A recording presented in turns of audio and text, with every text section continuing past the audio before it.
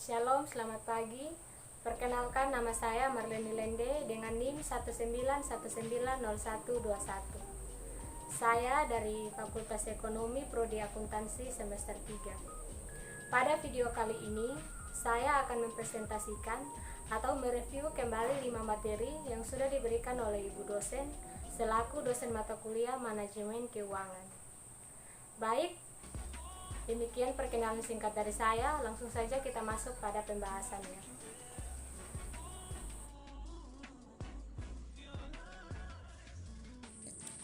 Baik, kita masuk pada pembahasan materi yang pertama tentang obligasi dan penilaiannya. Pengertian obligasi.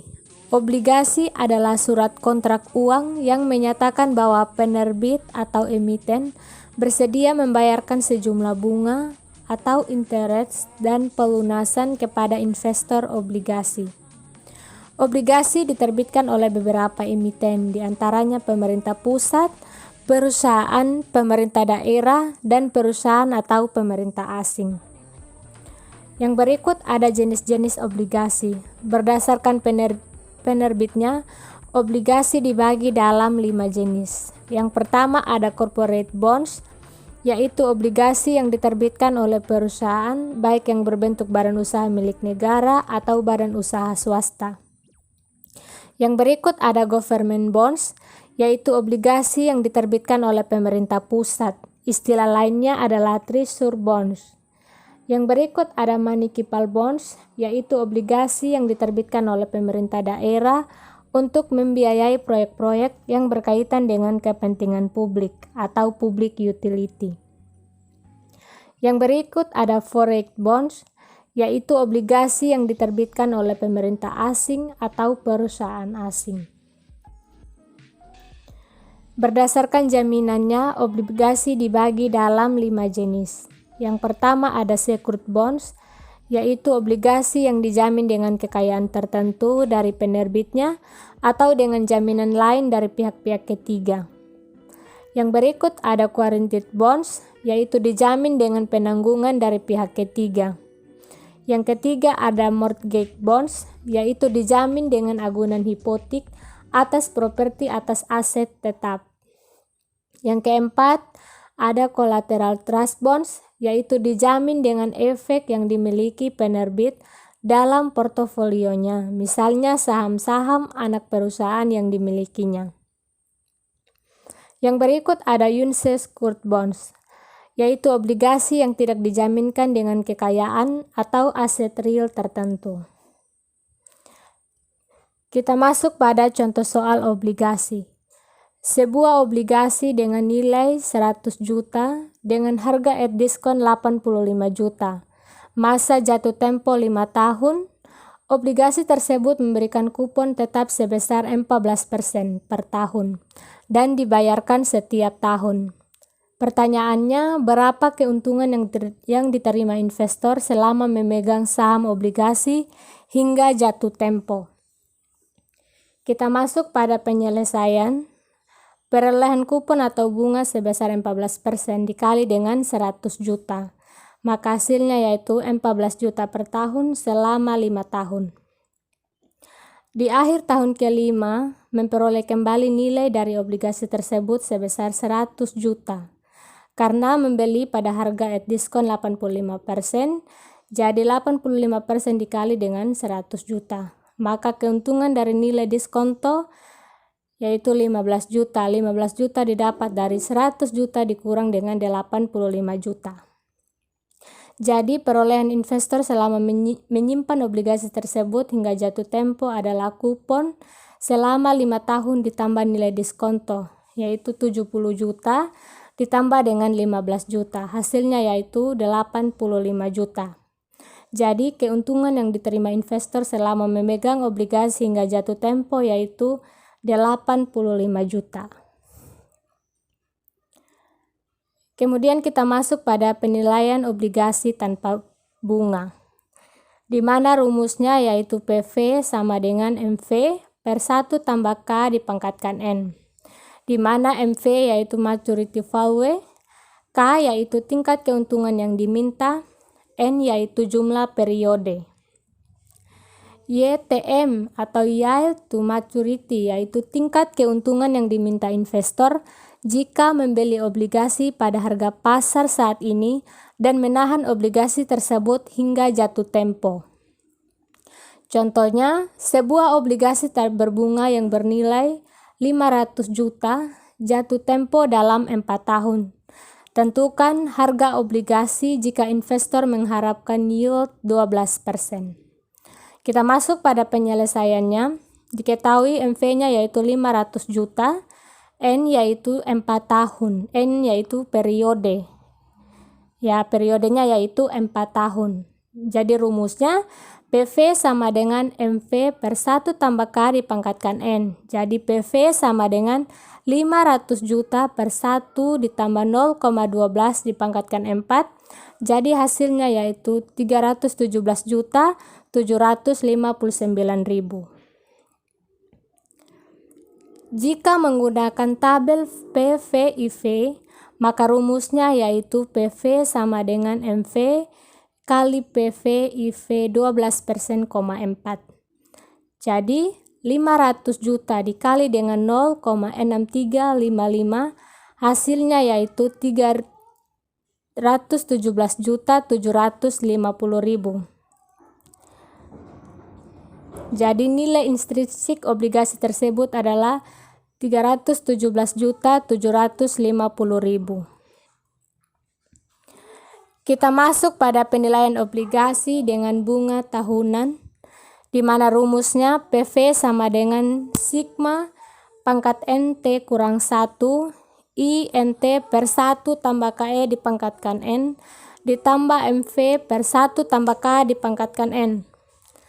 PV sama dengan I NT dikali PV IV AK, N ditambah MV dikali PV IVK, N, di mana INT yaitu bunga, MV yaitu maturity value atau nilai jatuh tempo, K yaitu tingkat keuntungan yang diminta, N yaitu jumlah tahun.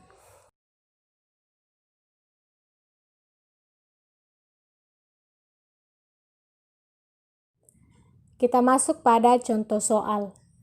Nilai nominal sebuah obligasi adalah 500.000.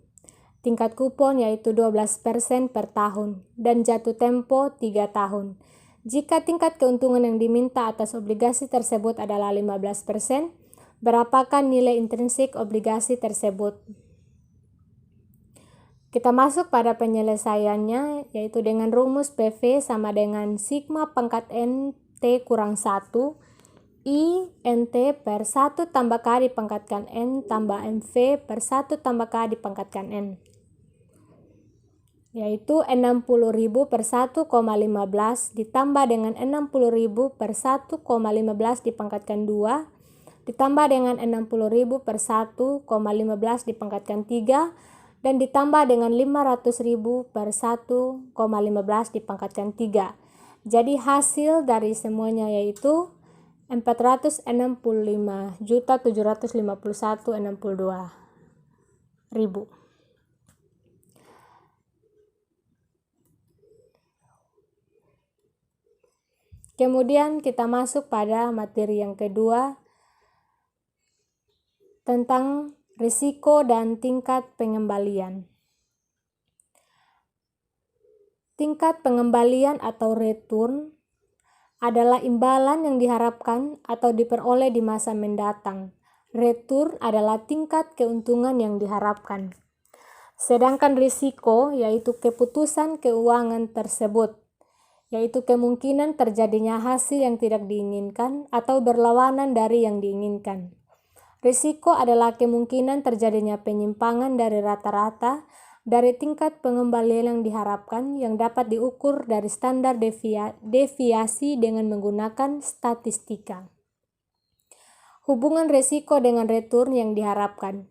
Hubungan antara risiko dan return merupakan hubungan yang bersifat searah dan linear. Artinya, semakin besar risiko suatu aset, maka semakin besar pula return yang diharapkan atas aset tersebut dan begitu juga sebaliknya. Return aset tunggal. yield, yaitu komponen return yang mencerminkan aliran kas atau pendapatan yang diperoleh secara periodik dari suatu investasi. Kemudian capital gain atau loss, yaitu komponen return yang merupakan kenaikan atau penurunan harga suatu surat berharga, bisa saham maupun surat hutang jangka panjang yang bisa memberikan keuntungan atau kerugian bagi investor. Kemudian kita masuk pada return total investasi dapat dihitung, yaitu dengan menggunakan rumus return sama dengan capital gain loss tambah yield. Return capital gain loss merupakan selisih dari harga investasi sekarang relatif dengan harga periode yang lalu, yaitu rumusnya capital gain atau loss, yaitu PT kurang PT dikurang 1 per PT dikurang 1. Keterangannya di mana PT yaitu harga investasi sekarang, PT kurang 1 yaitu harga investasi periode yang lalu. Kemudian kita masuk pada cara mengukur risiko tunggal dengan return yang diharapkan, yaitu merupakan rata-rata tertimbang dari distribusi probabilitas, di mana rumusnya R sama dengan sigma pangkat N per 1 sama dengan 1 RI dikali PI. R yaitu tingkat keuntungan yang diharapkan atau rata-rata tertimbang kemungkinan hasil. RI yaitu tingkat keuntungan pada kondisi I sama dengan kemungkinan hasil KI. PI yaitu probabilitas kondisi I terjadi atau probabilitas hasil KI, sedangkan N yaitu jumlah kemungkinan hasil. Kemudian kita masuk pada contoh kasusnya. Data probabilitas dan tingkat pengembalian dalam berbagai kondisi ekonomi atas saham X. Kondisi ekonominya baik, probabilitasnya 30%, sedangkan returnnya yaitu 20%. Kondisi ekonomi normal dengan probabilitas 40% dan returnnya yaitu 18%. Sedangkan kondisi ekonomi buruknya dengan probabilitas 30% dan returnnya yaitu 15%. Kita masuk pada penyelesaiannya, yaitu expected return dikurangi dengan ER adalah RX sama dengan 30% dikali dengan 20% ditambah dengan 40% dikali dengan 18% ditambah dengan 30% dikali dengan 15%, yaitu hasilnya 17,7%. Kemudian menggunakan varians dan standar deviasi. Varians dan standar deviasi sama dengan 30% dikali dengan 20% dikurang 17,7% dipangkatkan 2 ditambah dengan 40% dikali dengan 18%. Dikurangi dengan 17% dipangkatkan 2 ditambah dengan 30% dikali dengan 15% dikurang 17,7% dipangkatkan 2. Jadi hasilnya yaitu 0,000157 ditambah dengan 0,000036 ditambah dengan 0 dan seterusnya. Jadi hasilnya yaitu 1,952%. Kemudian kita masuk pada contoh kasus yang berikut, yaitu contoh kasus yang kita tidak ketahui probabilitasnya. Data periode pengamatan dan tingkat pengembalian atas saham X. Periode 1 yaitu dengan return 16%, periode kedua dengan return 18%, kemudian periode ketiga dengan return 20%, kemudian periode keempat dengan return 17%, periode kelima 21%. Berapa besar risiko saham X? Ya, pengerjaannya sama seperti soal tadi, expected return dikurangi dengan RX, yaitu 16% ditambah dengan 18% ditambah dengan 20% ditambah dengan 17% ditambah dengan 21% dibagi 5. Jadi hasilnya yaitu 18,4%. Kemudian dengan variansi sama dengan 16% dikurang 18,4% dipangkatkan 2 ditambah dengan 18% dikurang 18,4% dipangkatkan 2, ditambah dengan 20% dikurang dengan 18,4% dipangkatkan 2, kemudian ditambah dengan 17% dikurang 18,4% dipangkatkan 2, ditambah dengan 21% dikurang 18,4% dipangkatkan 2 dan dibagi dengan 5. Jadi hasilnya yaitu 0,000344.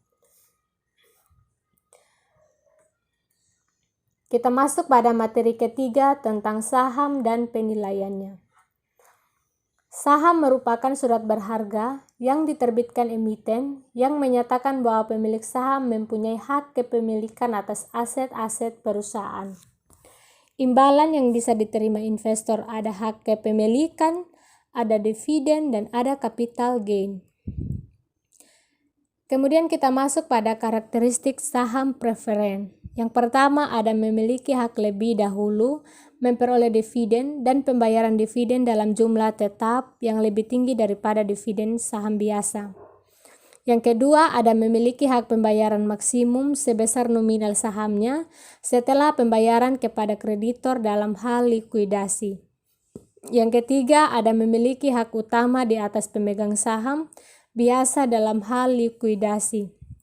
Kemudian yang berikut ada penilaian saham preferen. Saham yang memberikan sejumlah dividen yang tetap jumlahnya dalam waktu yang tak terbatas. Karena saham preferen tidak mempunyai tanggal jatuh tempo, maka penilaian saham preferen merupakan suatu perpetuitas. Yaitu rumusnya DPS per KPS, di mana P0 yaitu nilai saham preferen, DPS yaitu dividen saham preferen, KPS yaitu tingkat return yang diisyaratkan pada saham preferen.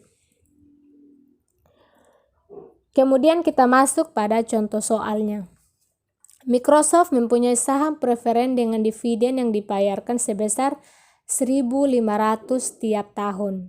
Tingkat return yang diinginkan investor adalah 14%. Berapa nilai sekarang saham preferen? Kita masuk pada rumus V sama dengan DP per KP, yaitu DP-nya yaitu 1.500, KP-nya yaitu 0,14. Jadi 1.500 per 0,14 hasilnya yaitu 10.714,28. Kita masuk pada expected return, yaitu rumusnya R yaitu DIVI ditambah dengan P1 per P0 kurang P0 per P0. Kita masuk pada contoh soal. PT XYZ memperkirakan akan ada pendistribusian dividen tahun depan sebesar 3.000. Harga saham PT ini sekarang adalah 8.000 per lembar. Tahun depan diramalkan harga saham akan naik menjadi 10.000 per lembar. Karena perusahaan baru saja memenangkan proyek besar dari pemerintah. Berapa expected return dari saham PT XYZ? R sama dengan 3.000 ditambah dengan 10.000 dikurang dengan 8.000 dibagi dengan 8.000. Jadi hasilnya yaitu 62,5%. Kemudian kita masuk pada materi keempat tentang biaya modal perusahaan. Biaya modal atau cost of capital adalah biaya real yang harus dikeluarkan oleh perusahaan untuk pengadaan aset dan operasional suatu perusahaan. Modal dapat dilihat di neraca sisi kanan, hutang, saham biasa, saham preferen, dan laba ditahan. Penentuan besarnya biaya modal ini dimaksudkan untuk mengetahui besarnya biaya real yang harus dikeluarkan perusahaan untuk memperoleh dana yang diperlukan.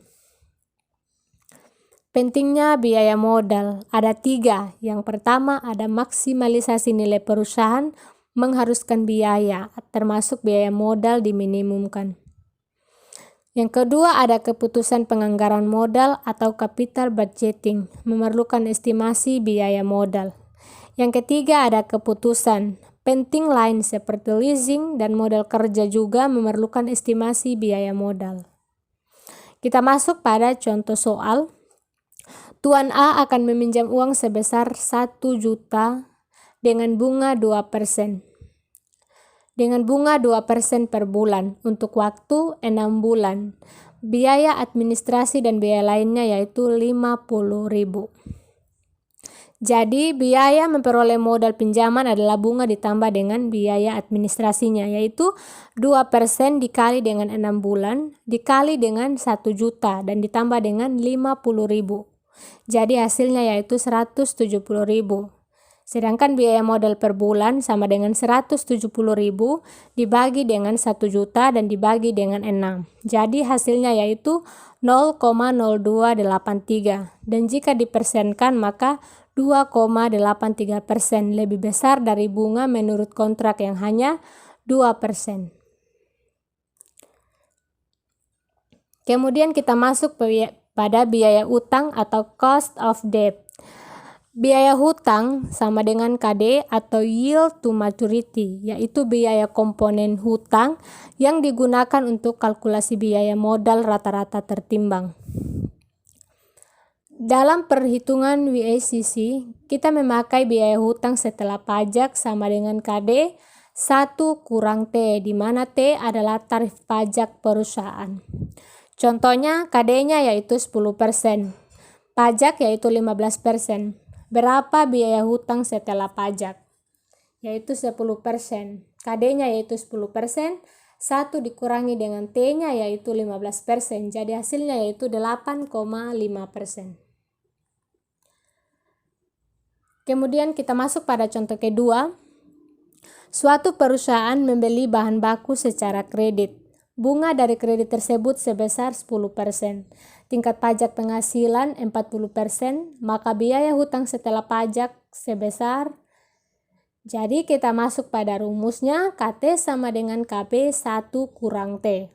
KB-nya yaitu 10%. 10% sama dengan 0,10. 1 dikurang T-nya yaitu 40%. 40% sama dengan 0,40. Jadi 6,10 dikali 1 kurang 0,40 hasilnya 0,06. Dan jika dipersenkan menjadi 6%. Kemudian kita masuk pada biaya saham preferen atau KPS. Biaya saham preferen yaitu tingkat keuntungan yang dinikmati pembeli saham preferen atau KPS, di mana rumusnya KP sama dengan DP per PN. DP yaitu dividen saham preferen tahunan, PN yaitu harga saham preferen bersih yang diterima perusahaan penerbit, yaitu setelah dikurangi biaya peluncuran saham atau flotation cost. Kita masuk pada contoh soalnya. PT Aksara menjual saham preferen yang memberikan dividen sebesar 10.000 per tahun. Harga saham sebesar 100.000 dengan flotation cost 2,5 per lembar saham. Kita masuk pada rumusnya, KP sama dengan DP dibagi dengan PN. DP-nya yaitu 10%, 10.000, PN yaitu 97,5. Jadi hasilnya yaitu 10,26%. Kemudian kita masuk pada materi kelima tentang penganggaran modal. Penganggaran modal dikatakan sebagai suatu konsep investasi. Karena sebab penganggaran modal melibatkan suatu pengikatan atau penanaman dana di masa sekarang dengan harapan memperoleh keuntungan yang dikehendaki di masa mendatang. Investasi membutuhkan dana yang relatif besar dan keterikatan dana tersebut dalam jangka waktu yang relatif panjang, serta mengandung risiko. Modal atau kapital menunjukkan aktiva tetap yang digunakan untuk produksi. Anggaran budget adalah sebuah rencana rinci yang menyoreksikan aliran kas masuk dan aliran kas keluar selama beberapa periode pada saat yang akan datang. Capital budget adalah garis besar rencana pengeluaran aktiva tetap.